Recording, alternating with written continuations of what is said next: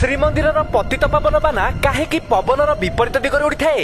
ଯେତେବେଳେ ଶ୍ରୀମନ୍ଦିରର ନିର୍ମାଣ କାର୍ଯ୍ୟ ସମ୍ପୂର୍ଣ୍ଣ ହୋଇଥିଲା ସେତେବେଳେ ସମସ୍ତ ଦେବତାଗଣ ଏହାର ଦର୍ଶନ ନିମିତ୍ତ ପୁରୀ ଅଭିମୁଖେ ଆସିଥିଲେ, କିନ୍ତୁ ସେଠାରେ ପ୍ରଭୁ ଇନ୍ଦ୍ର ଦେବତା ପହଞ୍ଚି ଦେଖିଥିଲେ ଶ୍ରୀମନ୍ଦିରର ଶିଖର ଆକାଶକୁ ଭେଦ କରି ସ୍ୱର୍ଗରେ ପହଞ୍ଚିଲା ଭଳି ଦୃଶ୍ୟମାନ ହେଉଛି।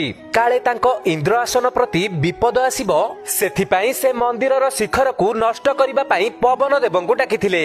ଶତ ଚେଷ୍ଟା କରି ମଧ୍ୟ ପବନ ଦେବ ମନ୍ଦିରର କୌଣସି କ୍ଷତି ଘଟାଇ ପାରିନଥିଲେ, ବରଂ ତାଙ୍କ ପ୍ରଭାବରେ ମନ୍ଦିରର ବାନା ପବନର ବିପରୀତ ଦିଗରେ ଉଡ଼ିବାକୁ ଲାଗିଥିଲା। ଏସବୁ ଦେଖି ରାଗରେ ଇନ୍ଦ୍ରଦେବ ବଜ୍ରାଘାତ କରିବା ପାଇଁ ପ୍ରୟାସ କରିଥିଲେ, କିନ୍ତୁ ଠିକ୍ ସେହି ସମୟରେ ତାଙ୍କ ସମ୍ମୁଖରେ ସ୍ୱୟଂ ଜଗନ୍ନାଥ ଆସି ପ୍ରକଟ ହୋଇଥିଲେ ଆଉ ଇନ୍ଦ୍ରଦେବଙ୍କୁ କହିଥିଲେ ଶ୍ରୀମନ୍ଦିରରେ କେବଳ ତାଙ୍କରି ନିୟମ ହିଁ ଚାଲିଥାଏ। ପ୍ରଭୁ ଇନ୍ଦ୍ରଦେବ ତାଙ୍କ ଭୁଲ ବୁଝି ପାରିଥିଲେ। ସେବେଠାରୁ ଶ୍ରୀମନ୍ଦିରର ପତିତ ପାବନ ବାନା ପବନର ବିପରୀତ ଦିଗରେ ଉଡ଼ିଥାଏ।